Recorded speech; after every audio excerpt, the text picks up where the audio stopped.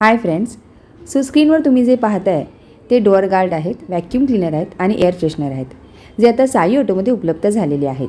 So friends, तुम्हाला अधिक inquiry करायची असेल सो मी तुम्हाला नंबर देते आहे, त्या नंबरवर कॉल करून तुम्ही इन्क्वायरी करू शकता. धन्यवाद.